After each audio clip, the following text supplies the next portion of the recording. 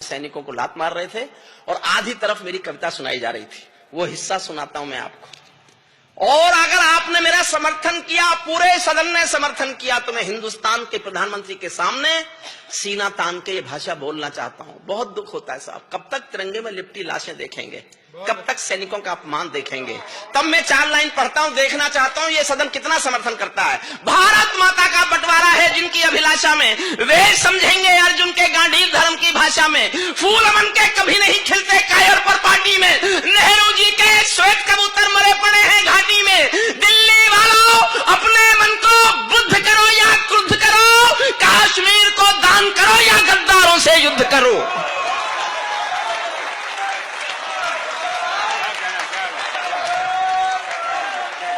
बैठिए बैठिए। कश्मीर को दान करो या गद्दारों से युद्ध करो। जेल भरे क्यों बैठे हैं हम आदमखोर दरिंदों से, आजादी का दिल घायल है जिनके गोरख धंधों से। घाटी में आतंकवाद के कारक बने हुए हैं जो, बच्चों की मुस्कानों के संहारक बने हुए हैं जो, उन जहरीले नागों को भी दूध पिलाती है दिल्ली, मेहमानों जैसी बिरयानी चिकन खिलाती है दिल्ली। जिनके कारण पूरी घाटी, मेरे इस दर्द पर ध्यान देना। हमारे मंत्री जी कह रहे थे क्या बोलेंगे आप कवि, कवियों की जुबान आकाश होती है। मैं बताता हूं कवि क्या बोलना चाहते हैं, अभी भी बोलेंगे और आपसे बोलेंगे और सीना तान के बोलेंगे। जिनके कारण पूरी घाटी जली दुल्हन सी लगती है, पूनम वाली रात चांदनी चंद्र ग्रहण सी लगती है। जिनके कारण मां की बिंदी दाग दिखाई देती है, वैष्णो देवी मां के घर में आग दिखाई देती है। उनके पैरों बेड़ी जकड़े जाने में देरी क्यों है, उनके फन पर हेड़ी रगड़े जाने में देरी क्यों है। उनके फन पर हेड़ी रगड़े जाने में, उनके फन पर हेड़ी रगड़े जाने में देरी क्यों है। कश्मीर में एक विदेशी देश दिखाई देता है, कश्मीर में एक विदेशी। मैंने लिखते लिखते रोया साहब, मेरी आंखें भर आई, मुझे नहीं पता आप कैसे सुनेंगे। कश्मीर में एक विदेशी देश दिखाई देता है, संविधान को ठुकराता परवेश दिखाई देता है। वे घाटी में भारत के झंडों को रोज जलाते हैं, सेना पर हमला करते हैं, खूनी फाग मनाते हैं। हम दिल्ली की खामोशी पर शर्मिंदा रह जाते हैं, भारत मुर्दाबाद बोलकर वे जिंदा रह जाते हैं।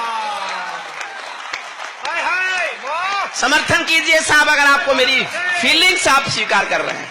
भारत मुर्दाबाद बोलकर मेरा छोटा भाई अशोक चारण चला गया। आप जानते हैं क्यों हुई होगी सर्जिकल स्ट्राइक? मैंने 2 लाइन लिखी थी इसलिए हुई सर्जिकल स्ट्राइक। और मैं कितने गुस्से में था आप कल्पना भी नहीं कर सकते कि हरिओम पवार ये भाषा बोल सकता है। मुझसे पूछा जाता रहा बार बार, तुमने ऐसा बोला क्या? मैंने कहा ऐसा बोला और बोलूंगा। समर्थन चाहता हूं और आपको लगे कि कवि का हक था इतना गुस्सा दिखाने का। मैं हाथ में इतनी जिम्मेदारी से हिंदुस्तान में संसद के खिलाफ बोलना चाहता था।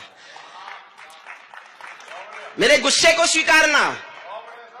भारत जिंदा, भारत मुर्दाबाद बोलकर वे जिंदा रह जाते हैं, हम दिल्ली की खामोशी पर शर्मिंदा रह जाते हैं।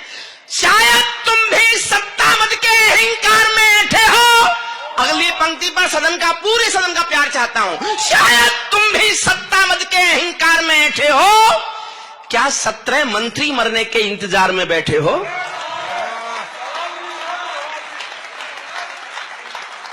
क्या 17 मंत्री मरने के इंतजार में बैठे हो? सेना पर पत्थरबाजों को कोई इतना समझा दो। इस साल की मेरी सबसे अच्छी पंक्ति पढ़ता हूं, प्रवीण शुक्ल को समर्पित करता हूं। समझ जाओ तो फिर तालियां मांगता हूं, क्योंकि हिंदुस्तान का एक रोग ही हो गया है कवि सम्मेलन का कि तालियां ही कविता का मापदंड हो गई हैं, जबकि तालियों से कविता का कोई लेना देना नहीं होता। मैं चाहता हूं उठे तालियां, आपकी पंक्ति समझ में आ जाए तो। सेना पर पत्थरबाजों को कोई इतना समझा दो, ये गांधी के गाल नहीं है उनको इतना बतला दो। ये गांधी के गाल नहीं है उनको इतना बतला दो। दिल्ली वालों, सेना को भी कुछ निर्णय ले लेने दो। एक बार पत्थर का उत्तर गोली से दे लेने दो। एक बार पत्थर का उत्तर गोली से दे लेने दो। जब चौराहों पर हत्यारे महिमा मंडित होते हो, एक छंद पढ़ता हूं बहुत अच्छा। और मैं देखना चाहता हूं मैंने जोश में ज्यादा पढ़ा कि आपने जोश में ज्यादा सुना। ये मुकाबला है साहब, आप जीतेंगे तो आपको सैल्यूट करूंगा।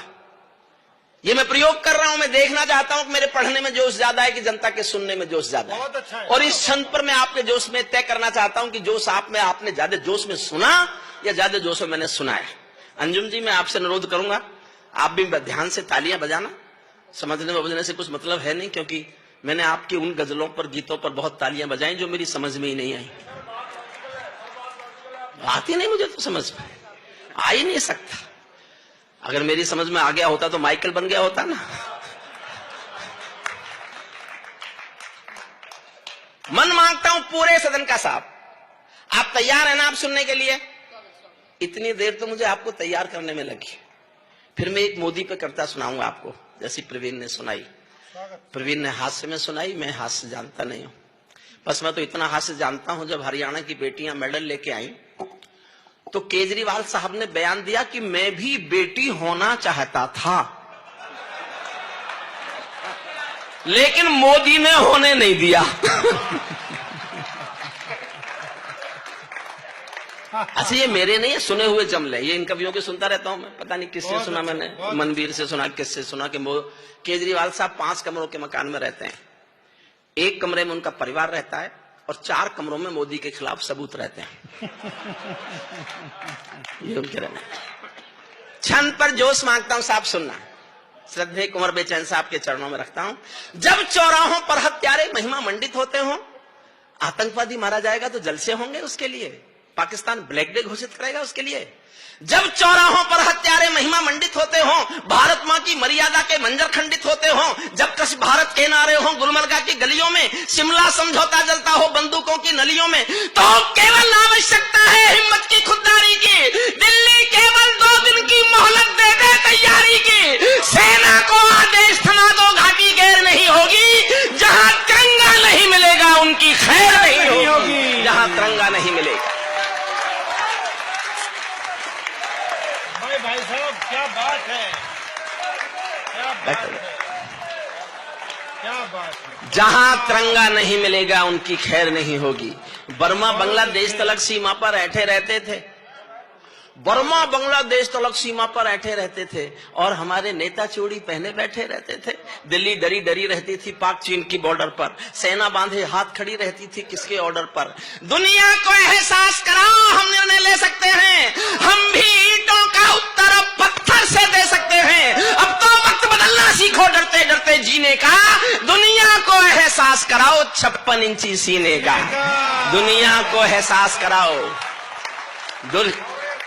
दुनिया को एहसास कराओ 56 इंची सीने का। सैनिक अपने प्राण गंवाकर देश बड़ा कर जाता है। मेरी कविता की सबसे अच्छी पंक्तियां सुनना। सैनिक अपने प्राण गंवाकर देश बड़ा कर जाता है, बलिदानों की बुनियादों पर राष्ट्र खड़ा कर जाता है। जिनको मां के बलिदानी बेटों से प्यार नहीं होगा, उन्हें तिरंगे को लहराने का अधिकार नहीं होगा। उन्हें तिरंगे को लहराने का अधिकार नहीं होगा। सिंहासन के माने होते हैं सिंहों का आसन हो, कायरता से दूर अटल संकल्पों का अनुशासन हो। राजमहल के आचरणों की गंध हवा में जाती है। दिनकर जी ने एक पंक्ति लिखी, सिंहासन खाली करो की जनता आती है। हिंदुस्तान की सियासत बदलती रही, सरकारें बदलती रही। मैं भी एक पंक्ति पढ़ रहा हूं जो मेरे मरने के बाद शायद देश में कहीं ना कहीं कोट होगी। राजमहल के आचरणों की गंध हवा में जाती है, राजा कायर हो तो बिल्ली सिंहों को धमकाती है। राजा कायर हो, वरना हमारे सैनिकों पर कोई थप्पड़ उठा दे। राजा कायर हो तो बिल्ली सिंहों को धमकाती है। भारत एक अखंड राष्ट्र है, समापन करता हूं, जोश में समापन करना। भारत एक अखंड राष्ट्र है, 1.25 अरब की ताकत है। कोई हम पर आंख उठा ले किसकी भला हिमाकत है। धरती अंबर और समंदर को ये भाषा समझा दो, दुनिया के हर पंच सिकंदर को ये भाषा समझा दो। अब खंडित भारत मां की तस्वीर नहीं होने वाली, कश्मीर किसी के अब्बा की जागीर नहीं होने वाली। कश्मीर किसी के अब्बा की जागीर नहीं। बहुत मोदी पढ़ देता है।